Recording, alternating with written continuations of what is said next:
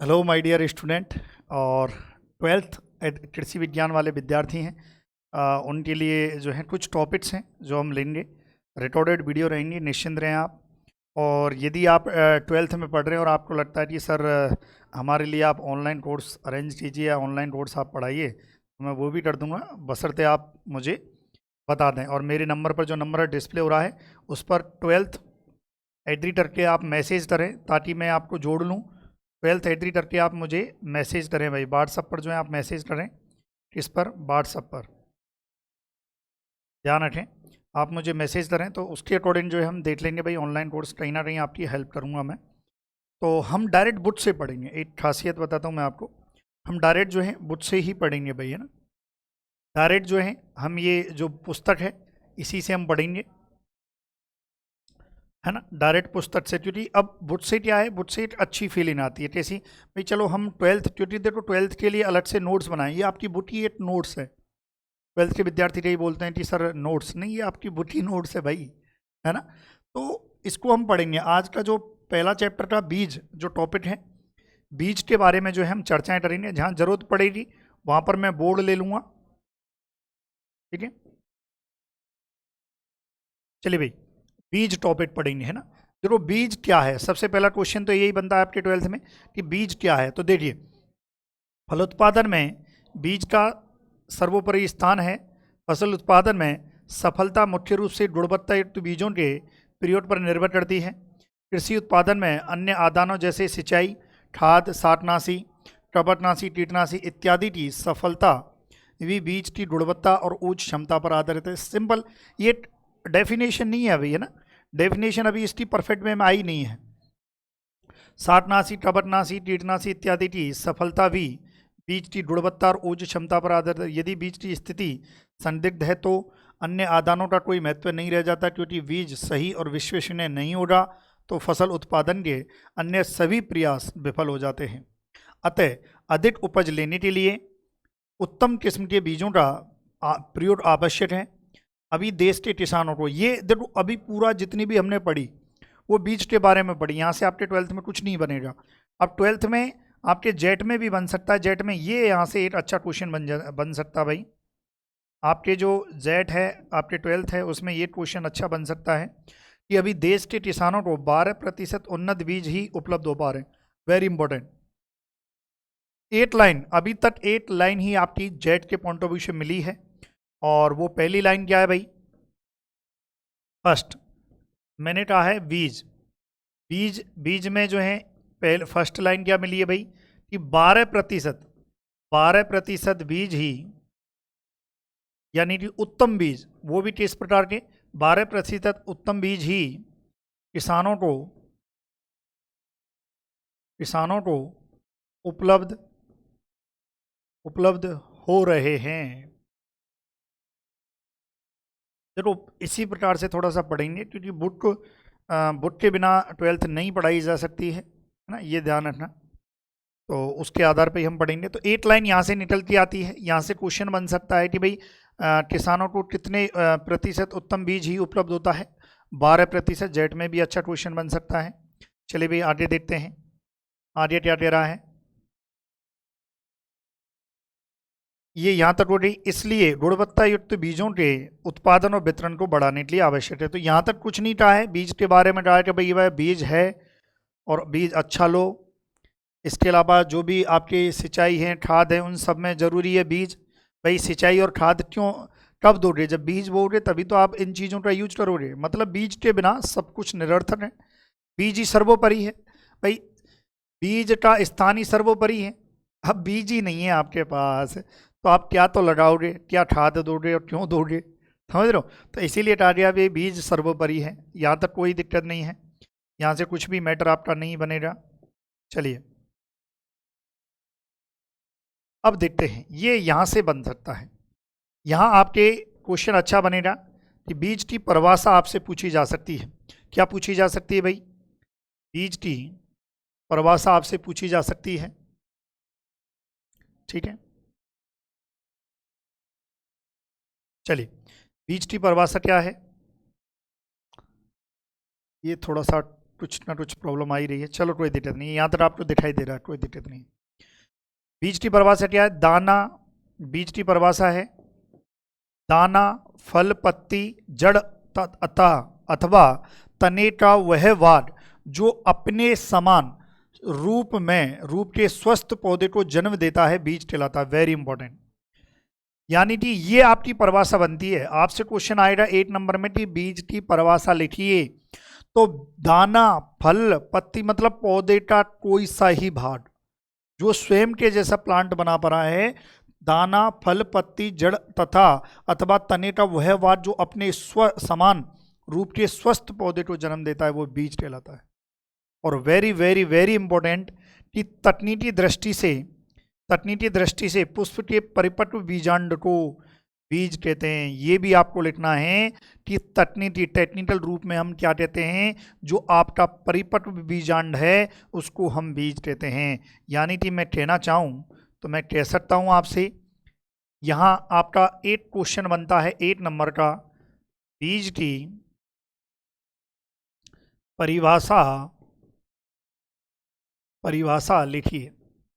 एक तो ये क्वेश्चन बन गया भाई, पौधे का कोई सा भाग जो स्वयं के जैसा पौधा बना रहा है वो बीज है, परिभाषा उड़ गई। एक और अच्छा क्वेश्चन बन सकता है, जैसे वहाँ 4 ऑप्शन देते कि बीज क्या है, ये जेट वालों के लिए बन सकता है कि बीज क्या है, तो ये इसका आंसर होगा बीज एक परिपक्व बीजांड है। यानी कि आपका जो है हम कह सकते हैं कि मैच्योर ओव्यूल है ना, आपका जो मैच्योर ओव्यूल है। अब बात करेंगे भाई बीजांड ओव्यूल क्या होता है। देखो जब परागण होता है, जब परागण की क्रिया होती है और परागण की क्रिया के बाद जो मादा पुष्प होता है उसमें आपका बीजांड बनता है। ये जो बीजांड है ये किस में बनता है? मादा पुष्प में बनता है, मादा पुष्प में। भाई आप देखो, नर से परागकण आते हैं, मादा पर आते हैं, और उसके बाद जो नर से कौन आता है, नर जो मेल जो फ्लावर होता है उससे नर युग्मक बनते हैं, ठीक है। नर युग्मक आती है, मादा युग्मक से बनते हैं, मादा युग्मक से फिर जाइगोट बनता है, जाइगोट से इस प्रकार से फिर ओव्यूल बनता है, ओव्यूल का पूरा डेवलपमेंट होता है। आपने पढ़ा होगा, आप बॉटनी में पढ़ते हो। तो बस अपने पॉइंट ऑफ व्यू से यहाँ पर केवल इतना है कि बीज क्या है, बीज एक परिपक्व बीजांड होता है। और बीज की परिभाषा क्या कहती है भाई? बीज की परिभाषा क्या कहती है कि पौधे का कोई सा भाग जो स्वयं के जैसा पौधा बना रहा है वो आपका क्या है भाई? बीज है। ये आपको ध्यान रखना है। चलिए देखो, अब बात हो रही तकनीकी दृष्टि से पुष्प के परिपक्व बीजांड को बीज कहते हैं, जिसमें सूक्ष्म भ्रूणपोष सुरक्षात्मक आवरण से ढका रहता है। साधारण शब्दों में हम कह सकते हैं, साधारण शब्दों में हम क्या कह सकते हैं, देखते हैं। साधारण शब्दों में हम कह सकते हैं, चलिए क्या कह सकते हैं वो देखते हैं। साधारण शब्दों में हम कह सकते हैं कि जीवित भ्रूण वाला दाना ही बीज है जो बोवाई के काम आता है। भाई सीधी सी बात है, जीवित भ्रूण वाला। देखो एक्चुअली क्या है, सबसे पहले आपके जाइगोट बनता है, जाइगोट के बाद जो है आपका जो है एम्ब्रियो बनता है ना, जो आपका एम्ब्रियो है, एम्ब्रियो बनता है। तो ये जो एम्ब्रियो यदि वो जीवित है, एम्ब्रियो कैसा है? जीवित है। तो जीवित भ्रूण, इसमें कहा गया कि जीवित भ्रूण वाला दाना ही बीज है, यानी कि जीवित भ्रूण जिसमें है। यही तो मैंने कहा कि परिपक्व बीजांड, उसके अंदर जीवित भ्रूण, परिपक्व जो बीजांड होता है उसके अंदर क्या है? जीवित भ्रूण है। तो वो आपका जो है प्यारे विद्यार्थियों क्या है? वो वाला दाना ही क्या है? बीज है, जो बोवाई के काम आता है। सिंपल है। यहाँ से सिर्फ इतना आपसे पूछा जाएगा, बीज की परिभाषा लिखिए, बस। दाना पत्ती पौधे का कोई सा भाग जो स्वयं के जैसा पौधा बना रहा है वो बीज है। और तकनीकी दृष्टि से बात करें तो बीज एक परिपक्व बीजांड है जिसमें भ्रूणपोष, बीजावरण ये सब होते हैं। आपको ये लिखना है, ठीक है भाई। यहाँ तक क्लियर है? कोई दिक्कत तो नहीं है? चलिए अब अगला पॉइंट आता है। अगला क्या आता है भाई? चलिए, उत्तम बीज के गुण। भाई जो आपका बीज है उस उत्तम बीज के गुण क्या क्या हो सकते हैं, यहाँ से आपका एक बहुत अच्छा क्वेश्चन बनता है। उत्तम बीज के गुण लिखिए।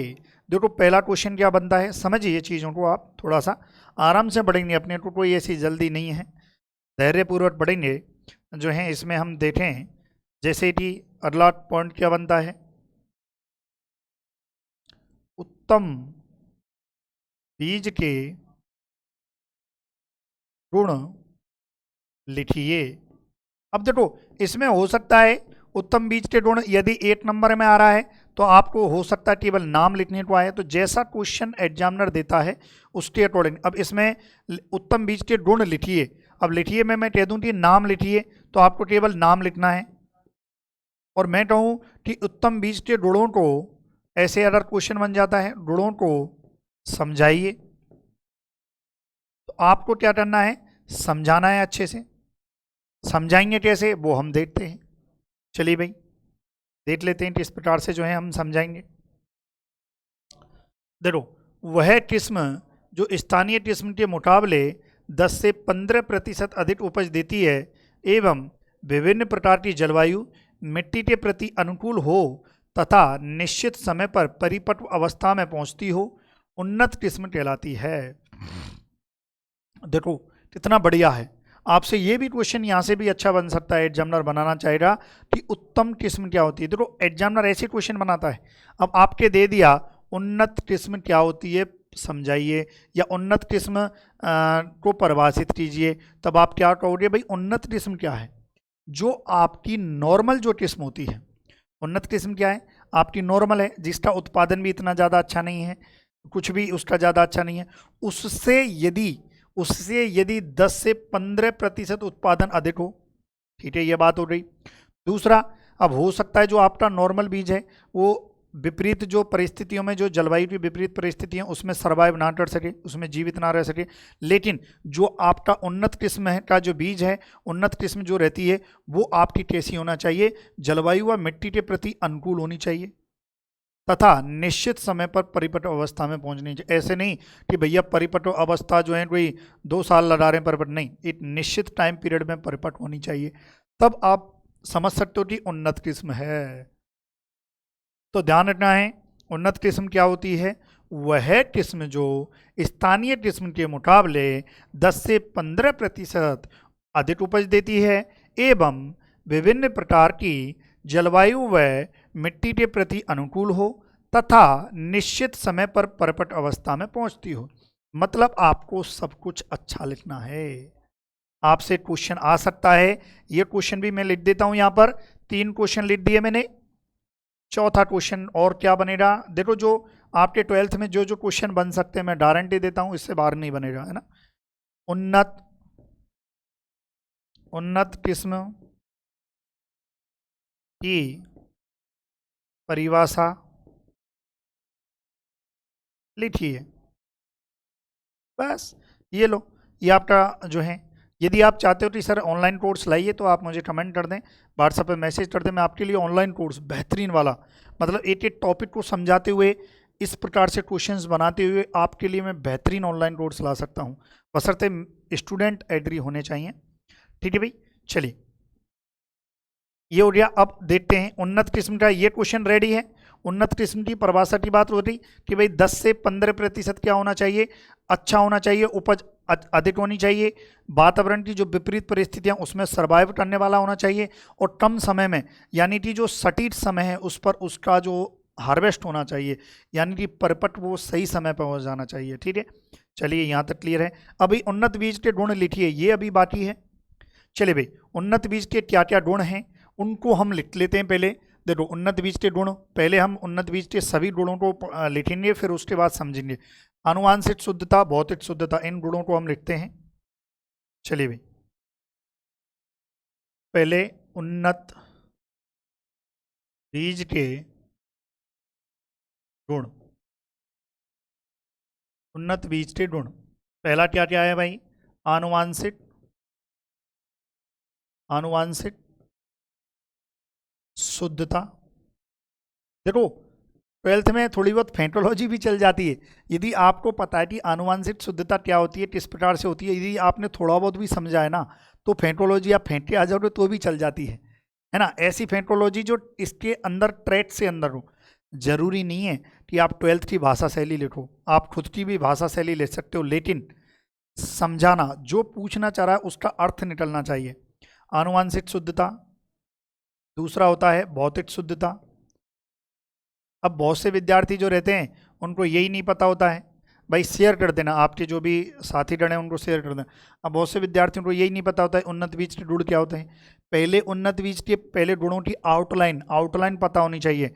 आनुवांशिक शुद्धता और क्या है, बीज ओज है, उच्च अंकुरण क्षमता है, तीसरा है बीज ओज,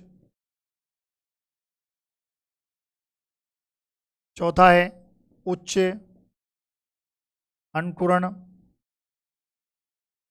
क्षमता है, उच्च अंकुरण क्षमता है। और देखो और क्या है, इसके जो है नमी की मात्रा है, नमी की मात्रा है 5, नमी की मात्रा। मैं बताऊंगा आपके कि आपको कितना लिखना पड़ेगा यदि 3-4 नंबर के क्वेश्चन में आता है ना। नमी की मात्रा हो रही है, और क्या है, रोग मुक्तता है और परिपक्वता है। देखो छठवां क्या है, रोग मुक्तता, और उसके बाद परिपक्वता, मैच्योरिटी है। उसके बाद और क्या है, वास्तविक उपयोगिता मान है ना। यहां लिख देता हूं मैं 8, वास्तविक उपयोगिता मान। अब हो सकता है आपसे क्वेश्चन आ जाए वास्तविक उपयोगिता मान क्या होता है, यहां से भी अच्छा क्वेश्चन बनता है, इसका फॉर्मूला क्या होता है, सब पढ़ेंगे। इसके अलावा और क्या है, देखो बीज की जीवन क्षमता है, बीज की जो है जीवन क्षमता है। और आपकी बुक खोल लेना भाई, बुक खोल के बैठना, बिना बुक के समझ में नहीं आएगा आपको, है ना। और बीज की जीवन क्षमता है, ये लो।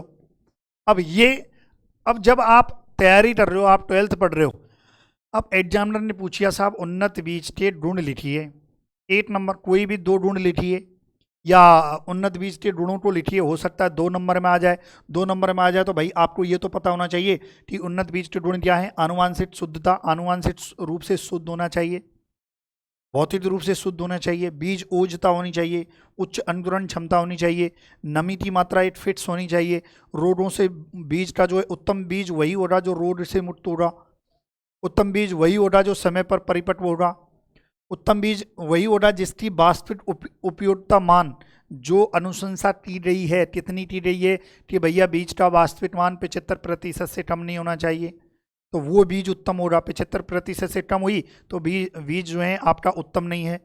बीज जीवन क्षमता, भैया बीज में जीवन क्षम होना चाहिए। ये सारी चीज़ें जो है माय डियर स्टूडेंट हम देखेंगे, ठीक है। चलिए अब 1 बाय 1 हम देख लेते हैं। पहले आपको आउटलाइन पता होनी चाहिए, उत्तम बीज के गुण क्या होते हैं। अब आउटलाइन तो पता नहीं रहती है आपको, और फिर कुछ भी फेंटोलॉजी करते हो।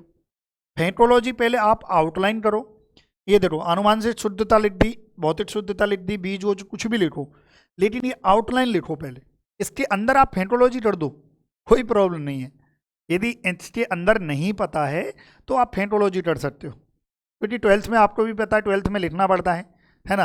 लेकिन फेंटोलॉजी थोड़ी सटीक करो। अब एग्जामिनर क्या है, उन्नत बीज के गुण, अब आपने ये लिख दी है, आउटलाइन बना के अच्छे से लिख दी, तो एग्जामिनर को जो कॉपी चेक करने वाला है उसको पता रहता है कि भैया इस विद्यार्थी को आता है, इस विद्यार्थी को आता है। तो ये बहुत बड़ा प्लस पॉइंट है 12th के विद्यार्थियों के लिए कि आपको प्रति चैप्टर पर चैप्टर की पूरा सिलेबस की आउटलाइन पता होनी चाहिए। अब बोलोगे सर ये आउटलाइन क्या होती है, बेटा देख अभी हमने क्या पढ़ा था, जो है रेड रेड में वो सब आउटलाइन होती है। अभी हमने क्या पढ़ा था, बीज, बीज की परिभाषा, ये आउटलाइन थी कि भैया बीज की परिभाषा आती है। फिर अगला टॉपिक क्या आता है, उत्तम बीज के गुण आते हैं, ये रहा उत्तम बीज के गुण, भैया उत्तम बीज के गुण क्या क्या होते हैं, ये आउटलाइन हो रही। अब इसके अंदर पढ़ना है वो थ्योरी है ना, समझ लो। चलो अब देखते हैं, पहला क्या है, आनुवांशिक शुद्धता। आनुवांशिक शुद्धता तो देखते हैं भाई कहाँ पे है, आनुवांशिक शुद्धता कहाँ है देखते हैं।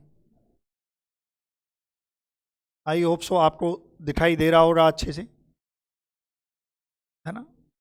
ये देखो आनुवांशिक शुद्धता, आनुवांशिक शुद्धता को पढ़ते हैं भाई अच्छे से जो है। चलिए भाई, थोड़ा सा जब तक आप कॉपी खोलिए, नोट खोलिए, चलिए।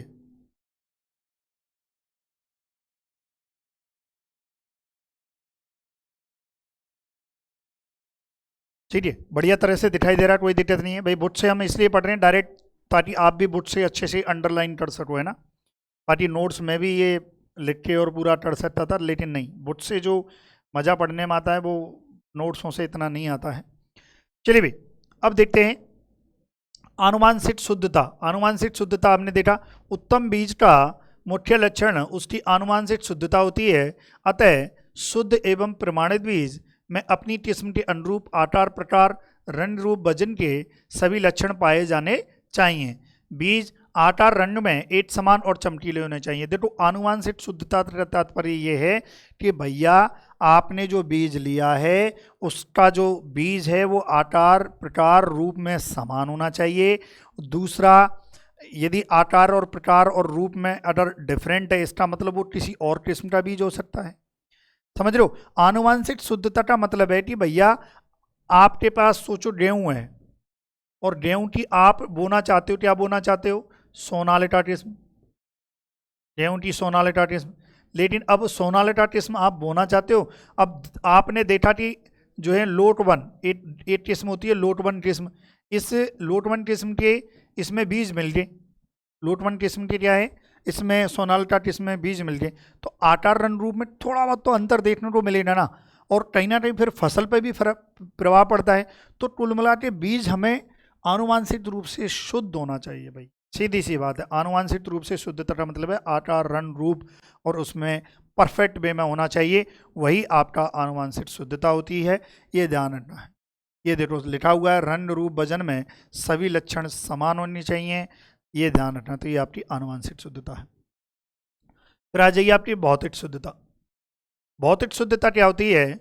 उत्तम बीज भौतिक रूप से शुद्ध होना चाहिए, उसमें अन्य फसलों, किस्मों व खरपतवार के बीजों की मिलावट नहीं होनी चाहिए। देखो, हालांकि देखा जाए अन्य फसलों और किस्मों और खरपतवार के बीजों की मिलावट, ये देखा जाए तो ये वैसे आनुवांशिक शुद्धता का आना चाहिए, लेकिन अब क्योंकि आपके भौतिक शुद्धता में दिया है तो अपने को यही पढ़ना है। तो उत्तम बीज के गुण, यानी कि ऐसा बीज जिसमें कोई अन्य फसल के बीज ना हो, जिसमें किसी दूसरी किस्म के बीज ना हो, जिसमें खरपतवार के बीज मिले हुए ना हो, यानी कि ऐसा बीज आपका होना चाहिए, वह आपका भौतिक रूप से शुद्ध हो गया। साथ ही हो सकता है बीज में कंकड़ पत्थर हो, वो नहीं होने चाहिए। मिट्टी, कूड़ा, करकट, फसल के अवशेष कुछ भी नहीं होना चाहिए। और जो चीज़, देखो मैंने कहा क्या क्या नहीं होना चाहिए। भौतिक शुद्धता क्या होगी? भौतिक शुद्धता मतलब वो शुद्ध होना चाहिए, किस रूप में? कोई दूसरी फसल के उसमें बीज नहीं मिले होने चाहिए, कोई दूसरी किस्म के बीज नहीं होने चाहिए, उसमें खरपतवार के बीज नहीं होने चाहिए, उसमें कंकड़, पत्थर, मिट्टी, कूड़ा, करका, फसल के अवशेष कुछ भी नहीं मिला हुआ ना होना चाहिए। वो आपका क्या होता है? भौतिक रूप से शुद्ध होता है। तो हम कह सकते हैं कि भैया बीज भौतिक रूप से शुद्धता है, तो यही भौतिक शुद्धता कहलाती है। अब हो सकता है आपसे 1 नंबर में पूछ ले कि भौतिक शुद्धता दिया है, तो आप लिख देना, सिंपल है। अब आपने समझ लिया भाई भौतिक शुद्धता क्या होती है। कंकड़, पत्थर नहीं मिले होने चाहिए, यही लिखना है कि बीज में कंकड़, पत्थर, मिट्टी, रेत नहीं मिले होना चाहिए। बीज में किसी अन्य किस्म के पौधे व फसल के अवशेष, इसके अलावा खरपतवार के बीज मिले हुए नहीं होने चाहिए, वह बीज भौतिक रूप से शुद्ध होता है, यही भौतिक शुद्धता कहलाती है। समझ रहे हो? इस प्रकार से जो है होना चाहिए। तो ये आप लिख सकते हो 1 नंबर में। डेफिनेशन आ जाए तो मिलावट होने से, अब आगे लिखा है, अब आगे तो देखो और चीज़ भी लिखी है कि मिलावट होने से खेत में वांछित फसल और किस्म के पौधों की संख्या घट जाती है। भाई सीधी सी बात है, मिलावट होगी तो पौधों की संख्या भी घट जाएगी। ये खरपतवार के पौधे फसल से प्रतियोगिता करते हैं, जिससे उपज कम प्राप्त होती है व उत्पादन की गुणवत्ता घट जाती है। भाई ये क्या है? अब सोचो, आपका बीज भौतिक रूप से शुद्ध नहीं है। शुद्ध नहीं है मतलब आपके जो बीज है, आपका जो बीज है, अभी आपका बीज है ना, अब बीज में, अब सोचो इसमें खरपतवार के बीज मिले हुए हैं, किसके? खरपतवार। तो अब इसने, आपने क्या किया, इसको बुवाई कर दी। तो बुवाई कर दी तो भाई ये आपका बीज भी उड़ेगा, खरपतवार भी उड़ेगा, दोनों में कंपटीशन हो जाएगा। तो कहीं ना कहीं उपज पे तो फर्क पड़ेगा ना, जो बीज की आपकी जो उपज है उस पर भी फर्क पड़ेगा। तो भौतिक रूप से भाई शुद्ध होना चाहिए और आनुवांशिक रूप से भी शुद्ध होना चाहिए, ये भी हमने कहा है। चलिए दो क्लियर हैं आपके भाई, दो चीज़ क्लियर है। क्या क्या क्लियर है? देखो आनुवांशिक शुद्धता ये आपकी जो है क्लियर है और भौतिक शुद्धता क्लियर है, ठीक है, ये दो क्लियर हैं। अब देखते हैं बीज ओज। बीज ओज क्या है इसको भी देख लेते हैं। ये रहा देखो बीज ओज। बीज ओज क्या होता है इसको देख लेते हैं। चलिए भी कॉपी पेन वो आपकी जो पुस्तक है वो खोल के रखें तो ही आप पढ़ें, है ना। चलिए अब बीज ओज क्या होता है उसके बारे में देखते हैं। बीज ओज, देखो बीज ओज से तात्पर्य बीज की उम्र आकृतिक व क्रियात्मक स्वस्थता से है, जिसमें तीव्रता से समान अंकुरण पौधों का विकास होता है। उत्तम बीज में पर्याप्त ओज होना चाहिए, जिससे पौधे की बढ़वार तेज गति से होती है। बीज ओज अच्छा नहीं होने पर पौधों की बढ़वार धीमी गति से होती है, जिससे फसल की उपज व गुणवत्ता पर प्रतिकूल प्रभाव पड़ता है। पुराने बीजों की अंकुरण शक्ति कम होती है, अर्थात उम्र के साथ ओज घटती है। अब ये तो भाई आपकी पुस्तक की बात, अब समझाते हैं इसको बीज ओज क्या है। भाई ये कहना चाह रहा है कि जो आपका जो बीज है वो ओज पूर्ण होना चाहिए। अब बात करें ओज पूर्ण से क्या मतलब है। भैया बीज ऐसा नहीं हो कि आज बीज आपका कोई 50 साल पुराना है, अब 50 साल पुराना तो उसमें तो ओजता ही नहीं हो रही, परफेक्ट वे में अंकुरित नहीं हो रहा, भाई ओजता नष्ट हो जाती है समय के साथ। यही तो कहना चाह रहा है कि उम्र के साथ ओज घटती है। अब सोचो आपने बीज ज़्यादा से ज़्यादा आपने 8 साल रख लो, 8 साल के बाद आप बीज को बो दो, कहाँ दिक्कत है कि नहीं। आप बीज को 8 साल के बाद आप बो सकते हैं। पानी का ब्रेक ले लेता हूँ, 8 सेकंड रुक रहे हैं आप। चलिए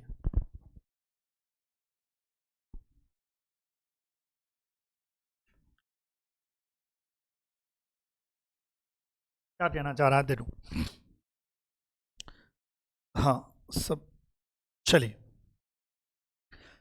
ये कहना चाह रहा है कि भाई जो बीज ओज है, ओजता है, वो परफेक्ट वे में होनी चाहिए। ओजता का तात्पर्य क्या भाई, ज़्यादा उम्र नहीं होनी चाहिए। जैसे देखो एक एग्जांपल देता हूँ, आप देखो एक जवान आदमी जो है कितना फ्लुएंट काम कर सकता है, एक बुजुर्ग आदमी जो है वो फ्लुएंट थोड़ी काम कर सकता है, तेज। आप देखो जिसने थोड़ा शरीर जो है, जैसे शरीर की बात करें, कोई मोटा आदमी है तो कम काम करता है, कोई पतला आदमी और जो थोड़ी बॉडी सॉडी फिट है वो ज़्यादा वर्क कर लेता है, उसकी एफिशिएंसी ज़्यादा आती है क्योंकि उसकी ओजता ज़्यादा है। सेम ऐसे ही है बीज के भी कॉन्सेप्ट में, सेम ऐसे ही है कि बीज भैया उसकी उम्र सही होनी चाहिए। ऐसा नहीं जैसे उम्र का मतलब है ज़्यादा ज़्यादा 8 साल 2 साल का बीज होना चाहिए। अब आप बोलोगे सर उम्र का क्या मतलब है, आपने तोड़ाई, आपने हार्वेस्ट किया, कटाई की, कटाई के बाद जो है बीज प्राप्त हुआ, अब आपने स्टोर किया, ज़्यादा ज़्यादा आप 8 साल स्टोर कर लो, 8 साल के बाद बीज को बो दो। ज़्यादा साल लगाओगे तो उसमें आपकी ओजता कम हो जाएगी। आप देखो स्वस्थता, अब बीज स्वस्थ भी होना चाहिए। अब देखो दुबला पतला, जैसे इंसानों की बात करें, बहुत से दुबले पतले होते हैं, बीमार रहते हैं, और एक जो है सुबह सुबह व्यायाम करते हैं और बढ़िया सुबह सुबह मॉर्निंग वॉक करते हैं तो वो स्वस्थ रहते हैं। सेम ऐसे ही है, ये बीज ज़्यादा पुराने तो अस्वस्थ हो जाएंगे। तो यही तो कहना चाह रहा है कि भैया बीज ओजतापूर्ण होना चाहिए, तीव्रता से समान अंकुरण व पौधों का विकास होता है, ओजपूर्ण होना चाहिए जिसमें पौधों की बढ़वार, अब देखो आप देखो बढ़वार तेज गति से होनी चाहिए। बीज की जो बढ़वार है वो ओजपूर्ण होगा तभी तो बढ़वार तेज होगी, समझ रहे हो। तो कहीं ना कहीं ज़्यादा समय और ओजता बढ़वार को कम करती है, ये ध्यान रखना। ओज अच्छा है, ओजता अच्छी, ओजता समझ रहे, ऊर्जावान। ओजता का मतलब ऐसे समझ लेना आप ऊर्जावान, कि ऊर्जावान व्यक्ति ज़्यादा कार्य कर सकता है बजाय बुजुर्ग व्यक्ति के, समझ रहे हो। सेम ऐसे ही है, ठीक है, यहाँ तक क्लियर है। बाकी आप इसकी डेफिनेशन इसको लिख सकते हो अच्छे से, ये भी लिख सकते हो कि भाई पुराने बीजों की अंकुरण शक्ति जो है शक्ति कम होती है, उम्र के साथ ओजता घटती है, ये भी आप लिख सकते हो भाई अंकुरण शक्ति कम होती, सीधी सी बात है। चलिए भाई ये बात हो रही। अब देखते हैं अगला बिंदु, देखते हैं उच्च अंकुरण क्षमता, ये भी अच्छा पॉइंट है।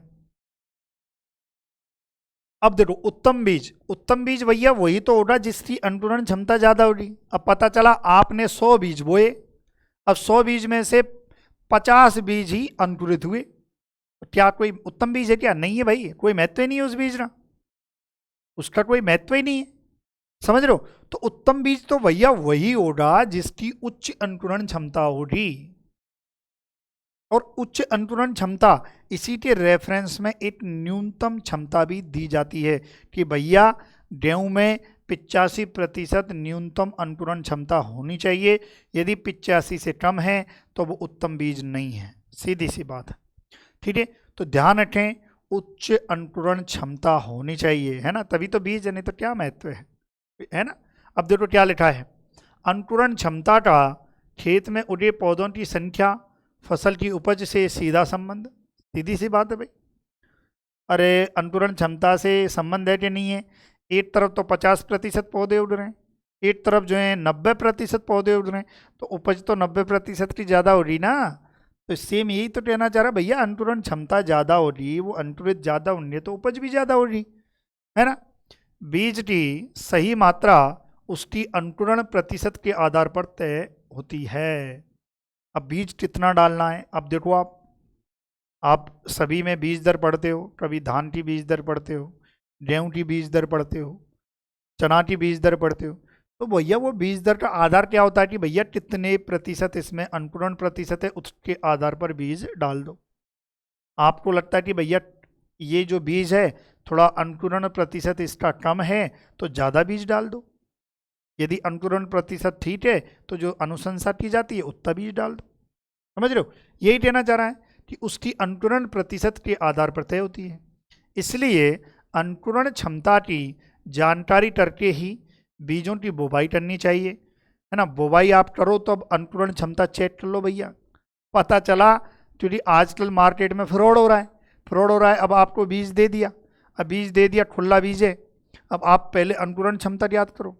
अंकुरण क्षमता की बहुत सारी चीज़ें होती हैं, उससे आप याद कर सकते हो, है ना। तो पहले अंकुरण क्षमता याद करो, अब अंकुरण क्षमता उसमें बढ़िया है तो आप बो दो, और नहीं तो क्या महत्व है उस ऐसे खराब बीज का बोने का, समझ रहे हो? तो ये बोने से पहले भाई चेक कर ले, जिससे खेत में वांछित संख्या में पौधे मिल सकें। यह सर्वमान्य है कि कम आयु वाले नए चमकदार स्वस्थ और सुडौल बीजों का अंकुरण पुराने बदरन कटे फटे रोगग्रस्त बीजों की अपेक्षा, सिंपल लाइन है इसमें तेरा भैया, जिनकी आयु कम है उनका अंकुरण ज़्यादा होगा, और जो पुराने बीज हैं आपके जो बदरन हैं कहीं से कटे वटे हैं उनका अंकुरण कम होगा, सिंपल सी बात है, ठीक है। कुछ प्रमुख फसलों के बीजों की न्यूनतम अंकुरण क्षमता इस प्रकार है, ये वेरी इंपॉर्टेंट है। ये तो एक उच्च अंकुरण क्षमता होनी चाहिए, लेकिन एक और अनुशंसा की जाती है कि यार इतने से कम तो बिल्कुल ही नहीं होना चाहिए। कई बार आते भाई मार्केट में भी भाई 100% तो अंकुरण हो ही नहीं सकता है, तो बोले कितना हम करें कि उससे अनुशंसा आ जाए कि यार इतना इतना आपका न्यूनतम अंकुरण क्षमता हो, ये सफिशियंट है। मतलब ये है, जैसे देखो गेहूं जौ और चना, इसमें न्यूनतम अंकुरण क्षमता का मतलब ये 85%, यानी कि आपने 100 बीज बोए, कितने बोए? 100 बीज, और 100 बीज में से कितने उड़े? 85 बीज उड़े, तो कितनी अंकुरण क्षमता? 85%। तब आप कह दोगे कि भैया ये उत्तम बीज है। अब 85 से कम नहीं होनी चाहिए, किसकी? गेहूं जौ चना की, मतलब इतना तो होनी चाहिए। जो वैज्ञानिक कृषि वैज्ञानिक उत्तम बीज वही कहते हैं कि भैया इतनी तो होनी चाहिए, इससे कम अंकुरण क्षमता है तो वो बीज उत्तम बीज है ही नहीं। अगर गेहूं की अंकुरण क्षमता 85% है, 100 में से 85 बीज अंकुरित हो रहे हैं तो भैया सही है। इसके अलावा यदि आपके 85 से कम हो रहे हैं तो आप कह देना भैया ये उत्तम बीज नहीं है। इसी प्रकार से अब यहाँ से भी अच्छा क्वेश्चन बनता है, वेरी इंपॉर्टेंट। यहाँ से 8 नंबर में आपके 8 नंबर में क्वेश्चन कैसे आएगा बताइए। कपास की न्यूनतम अंकुरण क्षमता कितनी होती है? 65% होती है, यानी कि कपास, और सबसे कम देखो आप, कपास के लिए अनुशंसा की रही है कि न्यूनतम अंकुरण क्षमता सबसे कम किसकी होती है या होनी चाहिए? कपास की। ये भी पूछा जा सकता है, कपास की न्यूनतम अंकुरण क्षमता 65% तो होनी चाहिए भैया, आपने 100 बीज बोए हैं तो उसमें से 65 तो अंकुरित होने चाहिए। यदि 65 से कम अंकुरित हुए, इसका मतलब समझ लेना आप कि भैया उत्तम बीज नहीं है। अगर 65 से ज़्यादा हो रहे हैं तो वो तो अच्छी बात है, लेकिन हमारे वैज्ञानिक कहते हैं भैया 65 तो होना चाहिए। बात करें अंकुरण प्रतिशतता की, अब बात करें कि भैया अंकुरित प्रतिशतता कैसे ज्ञात करते हैं। तो अंकुरित प्रतिशत ज्ञात करते हैं अंकुरित बीजों की संख्या बटा बोए गए बीजों की संख्या इंटू 100। ये फॉर्मूला आप देख पा रहे हो। अब इस फॉर्मूला से सोचो क्वेश्चन बन गया, क्वेश्चन आपके ये फॉर्मूला से क्वेश्चन बन गया, तब क्या करोगे, चलो देख लेते हैं। पहले फॉर्मूला देख लो, अंकुरित बीजों की संख्या बोए गए बीजों की संख्या इंटू 100। चलिए भाई अब देखते हैं बीज डी अंकुरण, ये भी आपके एग्जाम क्वेश्चन आ सकता है। अंकुरण प्रतिशतता जेट में भी बन सकता है। क्या फॉर्मूला था भैया, अंकुरित बीजों की संख्या फिर बोए गए बीजों की संख्या और इंटू 100, यही तो था। अब इसमें आप क्वेश्चन करना चाहें तो कैसे कर सकते हैं, एग्जामिनर हो सकता है एग्जामिनर आपसे क्वेश्चन पूछ लिया तो कैसे पूछेगा कि जैसे दे दिया किसी फसल का नाम नहीं दिया, किसी फसल एक्स, उस फसल का क्या नाम है एक्स, किसी फसल एक्स में 1000 बीज बोए जिसमें से 900 बीज जिसमें से 900 बीज, हाँ चलो 900 ही कर देते हैं, या इसको थोड़ा उल्टा कर देते हैं अल्ट्रा सा, जिसमें से 100 बीज अंकुरित नहीं हुए तो अंकुरण प्रतिशतता बताओ। देखो कितना बढ़िया क्वेश्चन बनता है कि भाई कोई फसल है हेड्स है, उसमें आपने 1000 बीज बोए और 1000 बीज में से आपके देखो कि 1000 बीज जिसमें से 100 बीज अंकुरित नहीं हुए। अब फॉर्मूला, अब इसमें फॉर्मूले में वैल्यू पुट कर दो, सॉल्यूशन क्या होगा, प्रतिशतता अंकुरण की प्रतिशतता अंकुरित बीजों की संख्या। अब मैंने कहा कि 100 बीज अंकुरित नहीं हुए, 1000 में से कितने अंकुरित नहीं हुए, 100 बीज, इसका मतलब 100 बीज अंकुरित नहीं हुए तो कितने अंकुरित हुए, अरे 900 बीज तो अंकुरित हुए कि नहीं हुए, 900 बीज तो अंकुरित हुए। अब आप कंफ्यूज हो रहे होंगे कि यार सर आपने तो दिया कि बीज अंकुरित नहीं हुए, अरे 1000 में से 100 बीज अंकुरित नहीं हुए तो कितने अंकुरित हुए, 900 हुए ना। तो अब यहाँ क्या फॉर्मूला क्या दे रहा है, अंकुरित बीजों की संख्या, तो अंकुरित बीज कितने 900, वो कितने बीज हैं 1000, इंटू कितना कर दो 100 कर दो, ये लो 2 जीरो से 2 जीरो, ये जीरो से ये लो 90%। 90% क्या आ रही, अंकुरण क्षमता, अंकुरण प्रतिशतता आ रही। कहाँ दिक्कत है बताओ, है ना। मैंने ये ना दे के डायरेक्ट थोड़ा सा दे दिया ताकि आप जो है थोड़ा कंफ्यूज हो जाओ, कहाँ दिक्कत है, समझ रहे हो। ये ध्यान रखना, जैसा फॉर्मूला दे रहा है वैसा आपको करना है। यहाँ मैंने अंकुरित नहीं हुए दे दिया, तो हुए कितने 900, 900 ही तो लिखने थे। अब बहुत से बाबले क्या करेंगे 100/1000 और लिए लो 10% अंकुरण प्रतिशतता दर्शा देंगे बहुत से, तो नहीं, ठीक है। थोड़ा सा फॉर्मूला का भी अपने ध्यान रखना है। चलिए भाई यहाँ तक क्लियर है। इसके अलावा ये कार्य की निर्धारित मात्रा से अधिक नमी नहीं होनी चाहिए, ये दूसरा नमी का है। ये न्यूनतम अंकुरण क्षमता हो रही। अब देखो अगला उत्तम बीज का गुण क्या है, नमी की मात्रा। उत्तम बीजों में क्या लिखा है, उत्तम बीजों में निर्धारित मात्रा से अधिक नमी नहीं होनी चाहिए। अधिक आर्द्रता के कारण बीज में कवक कीट आदि का प्रकोप हो जाता है।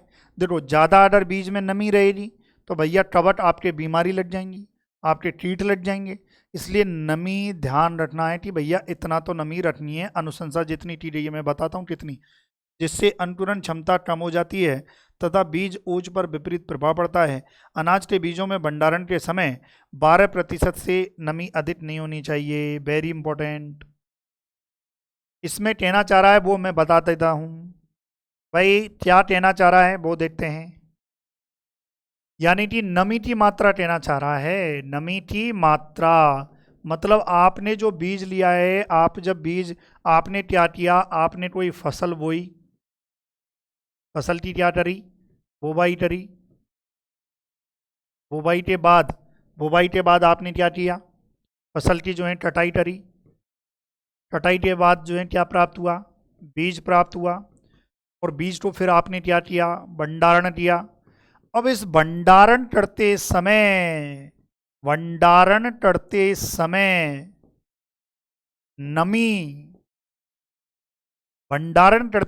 नमी जो है परफेक्ट वे में रखनी चाहिए। यानी कि जैसे मैं बात करूं, यदि परफेक्ट वे में नमी नहीं हुई, ज़्यादा नमी हो रही, तो बड़ी समस्या है, आपके बीमारी लग जाएंगी। इसलिए कहा जाता कि भैया उत्तम बीज का भंडारण करते समय या उत्तम बीज वही होगा जिसमें आपकी नमी प्रतिशत जो है परफेक्ट वे में होगी। कैसे, चलिए, आपकी जो है धान्य फसलों में धान्य फसल ये भंडारण नमी प्रतिशत, धान्य फसलों में अनुशंसा कितनी की गई है, 10 से 12% जो है धान्य फसलों में भंडारण के समय नमी होनी चाहिए। फिर आ जाओ आपके दलहनी फसल में यदि आप भंडारण कर रहे हैं तो भंडारण के समय कितनी नमी होनी चाहिए, 8 से 10% ही नमी आपके होनी चाहिए। नमी को कम करना है तो सुखा दो, कहाँ दिक्कत है। आपकी तिलहनी फसल है, तिलहनी किसी फसल का आप भंडारण कर रहे हो, तो भैया तिलहनी फसल का जब आप भंडारण कर रहे हो, या आप जो है स्पाइसेस, यानी कि आप, मैं कह सकता हूँ कि मसाला फसलों का, मसाला या जो बीजी मसाला फसलों का, इनका जब भंडारण कर रहे हो तो 6 से 8% नमी होनी चाहिए।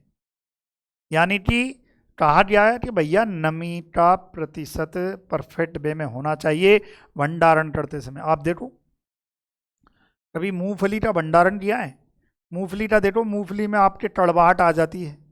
यदि आपने मूंगफली का भंडारण ज़्यादा नमी की अवस्था में कर दिया ना, तो मूंगफली पर एक एस्परजिलस फ्लेवस, आप देखो उसका अटैक हो जाता है, एक कवक है, और उस कवक के कारण विषैला पदार्थ स्रावित होता है। आप कभी मूंगफली खाए हो, एकदम कड़वी सी लगती है, वो कड़वी इसीलिए लगती है क्योंकि भंडारण के समय जब ज़्यादा नमी रख दी जाती है। ठीक है माय डियर स्टूडेंट, तो ये भी आप लिख सकते हो। चलिए भाई लिखें आप, चलिए ठीक है, और देखते हैं और क्या क्या है। देखो धीरे धीरे पढ़ेंगे, अपने को कोई जल्दी नहीं है, धीरे धीरे। रोग मुक्तता, कुछ नहीं है, रोग मुक्तता, बीज निरोध, भाई सीधी सी बात है, बीज में कोई रोग ही नहीं होना चाहिए। बीज निरोध, रोगाणु कीट व्याधि आदि प्रकोप रहित होना चाहिए, सीधी सी बात है। आप बीज ले रहे हो तो रोग तो लगना ही नहीं चाहिए उसमें। रोग एवं कीटग्रस्त बीज की अंकुरण क्षमता कम हो जाती है। अब सोचो किसी में रोग लग रहा है, किसी में कीट लग रहा है, तो भाई अंकुरण थोड़ी होगा। जैसे आप देखो गेहूं है, गेहूं में गलती से ढूंढ लग गया, तो ढूंढ वाला गेहूं आपने बीज की तरह यूज किया, तो अंकुरित होगा क्या, नहीं होगा वो, सीधी सी बात है, क्योंकि उसमें कीट लगा हुआ है। तो ध्यान रखें, रोग मुक्तता होनी चाहिए। परिपक्वता की बात कर रहे हैं, उत्तम बीज पूर्ण रूप से परिपक्व होना चाहिए, साफ सुडौल आकार का होना चाहिए, है ना। यानी कि परिपक्वता, यानी कि बीज पूर्ण रूपेण परिपक्व होना चाहिए। ऐसा नहीं कि आपने पहले ही परिपक्व होने से पहले ही आपने फसल की कटाई कर ली, तो क्या महत्व है। यानी कि पहले आप चेक कर लो भैया बीज परिपक्व हो गया क्या, एक मैच्योरिटी होती है, एक लेवल होता है कि भैया ये बीज परिपक्व है। ऐसा नहीं थी किसी भी टाइम बीज परिपक्व हुआ नहीं और उससे पहले आप फसल की कटाई कर रहे हो, फिर वो बीज, और फिर आप उसको बीज की तरह बोओगे ना, तो बीज अंकुरित नहीं होगा। सोचो आपने परिपक्वता से पहले ही बीज को हार्वेस्ट कर लिया और बीज ले आए, फिर दूसरे साल आपने वही बीज बोया, बीज अंकुरित ही नहीं होगा, क्योंकि परिपक्वता आई नहीं, उससे पहले आपने बीज को वो कर लिया। यही तो कहना चाह रहा है कि भैया उत्तम बीज पूर्ण रूपेण से परिपक्व साफ सुडौल आकार का होना चाहिए। पूर्ण रूप से परिपक्व बीज चमकीला, साफ, भरा हुआ होना चाहिए। जबकि अपरपट बीज सुटुड़े हुए, छोटे, बदरन होते हैं। यानी कि जो परपट बीज होता है वो बढ़िया चमकीला एकदम साफ होता है, और अपरपट बीज क्या होते हैं, सिटुड़े हुए, है ना, ऐसे। अपरपट बीजों में अंकुरण कम होता है। यदि आपने अपरिपक्व बीज यूज करें तो अंकुरण हो रहा ही नहीं, बहुत कम हो रहा। पौधे प्रारंभ से ही छोटे और कमजोर हो जाएंगे। उनमें जलवायु व मृदा की प्रतिकूल दशाओं, खरपतवार, कीट, रोगों से संघर्ष करने की क्षमता भी कम होती है। अतः अच्छी प्रकार से परपट, साफ, गद्देदार, सुडौल आकार के बीज बोने चाहिए। यही तो कहना चाह रहा है कि भैया बीज आप ले रहे हो तो परिपक्व लो। अपरिपक्व लिया तो देखो कितना है, अंकुरित नहीं हो रहा। चलो बावला अंकुरित भी हो गया तो परफेक्ट वे में पौधा नहीं बनेगा। चलो पौधा भी बन गया तो परफेक्ट वे में ये प्रतिकूल आगे आगे जो है, जब आपको पता है खरपतवार लगते हैं, कीट लगते हैं, बीमारियां लगती हैं, उनके प्रति ये डटा नहीं रहेगा, मर जाएगा बावला। समझ रहे हो, परपट बीज यूज नहीं किया। तो इसलिए ध्यान रखना भैया कि परिपक्वता जरूरी है। और एक आपका लास्ट जो है बीज की जीवन क्षमता और बीज की उपयोगिता, इसको हम जो है नेक्स्ट क्लास में पढ़ेंगे। अब आप मुझे बता दें कि जो क्लास आपको कैसी लगी है, तो ताकि मैं आपके 12th वाले जो विद्यार्थी हैं उनके लिए परफेक्ट वे में जो है मैं आपके लिए क्लासेज लेके आऊँ, है ना, परफेक्ट वे में, जिसका कुछ चार्जेस रहेगा, क्योंकि आपको भी पता भाई इतना मेहनत करते हैं तो चार्जेस तो लेना पड़ेगा। तो देखो आपका ये हो गया, ये हो गया, ये हो गया, ये हो गया, ये हो गया, ये हो गया, ये हो गया, ये आपके 2 बचे हैं, ये आपके नेक्स्ट क्लास में देखेंगे, है ना। और यदि मैं कोर्स लेके आता हूँ तो आपका पता है पर सब्जेक्ट आपका कोर्स का जो रहेगा वो 999 रुपये रहेगा। ध्यान रखिए भाई, यदि मैं पर सब्जेक्ट कोर्स लेके आता हूँ तो आपके लिए 999 रुपये पर सब्जेक्ट रहेगा। यदि आपको एग्रीकल्चर कृषि विज्ञान पढ़नी है तो 999 रुपये देने पड़ेंगे। पूरा आपको, जिसमें टेस्ट पेपर, वेस्ट पेपर, सब कुछ मैं आपको कंप्लीट, किस प्रकार से क्वेश्चन पूछे जा सकते हैं, पुराने पेपर क्या आए थे, पुराने पेपर में कैसे लिखना है, पूरी मैं गाइडलाइन दूंगा, है ना। ये सब कुछ जो है मैं आपको बताऊंगा। ठीक है प्यारे विद्यार्थियों, तो वीडियो कैसी लगी हो कमेंट करके ज़रूर बताएं। आपके जो साथी हैं, आपके कोई भाई हैं, बंधु हैं, उनको आप शेयर कीजिए और ज़्यादा से ज़्यादा कमेंट कीजिए, मुझे व्हाट्सअप कीजिए क्या 12th का कोर्स लेके आना चाहिए, क्या आप एग्री हैं, आप चाहते हैं, तो ज़रूर आप मुझे मेरे मोबाइल नंबर पर जो है व्हाट्सएप पर मैसेज करें। Thank you so much, thank you so much.